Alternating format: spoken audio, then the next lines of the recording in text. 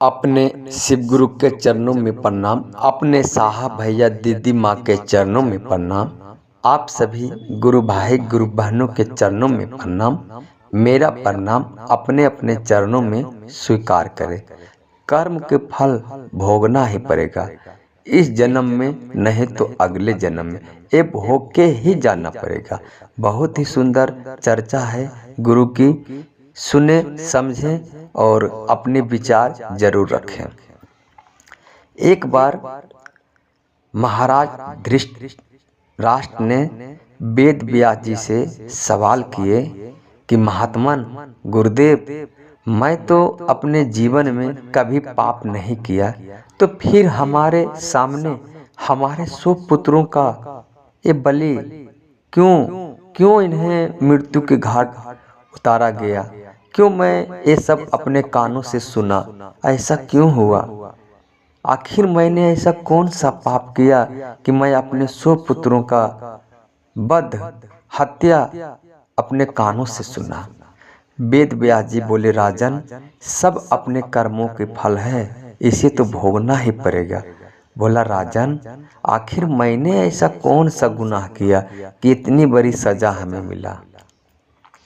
तब वेद व्यास जी ने अपने त्रिकालदर्शी नेत्रों से देखे और धृतराष्ट्र जी को बताने लगे कि राजन, आप पिछले जन्म में बहुत प्रतापी राजा थे और आपके राज्य में सभी प्रजा सुखी थे, क्योंकि आप बिल्कुल अच्छे राजा थे।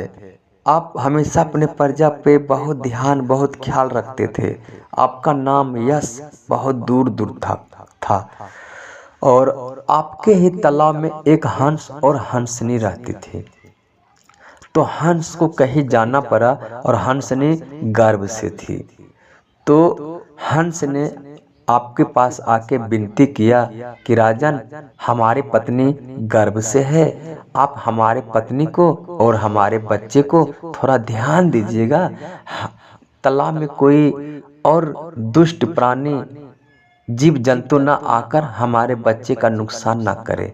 आपने उन्हें आश्वासन दिए, ठीक है, मैं तुम्हारी पत्नी और तुम्हारे बच्चे का ख्याल रखूंगा। आपका ये वचन सुनकर हंस बहुत खुशी हुआ, बहुत संतुष्ट हुआ और वो चला गया। लेकिन जब हंसनी माँ बनी, उनके 100 बच्चे हुए, 100 बच्चे, 100 अंडे। और एक दिन आपका सेवक उस हंसनी के बच्चे को पकड़कर उनका मांस बना दिया और आपको खिला दिया।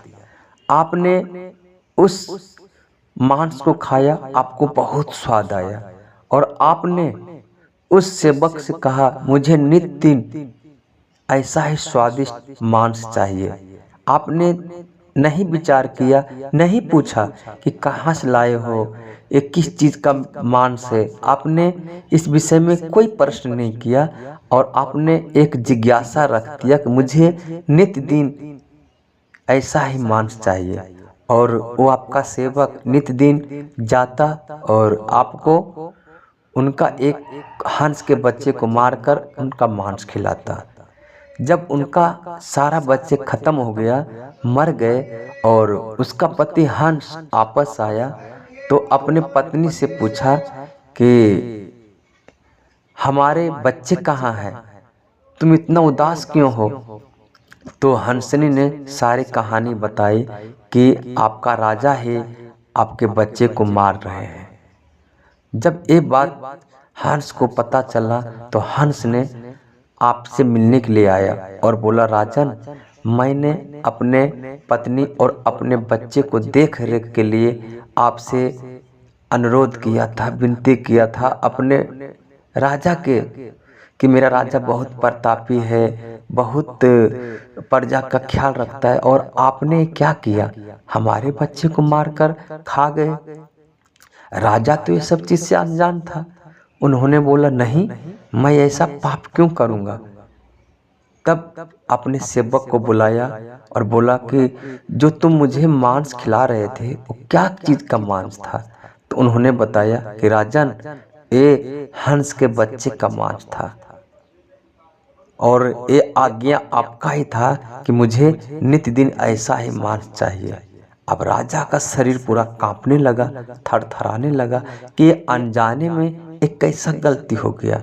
तो उसी समय राजन आपको हंस ने श्राप दिया था कि जैसे बिना जाने बिना देखे अनजाने में तुमने गलती किया और हमारे 100 बच्चे को मार डाले, उसी अगले जन्म में तुम भी अंधे होगे और तुम्हारे आंखों के सामने 100 बच्चे मारे जाएंगे।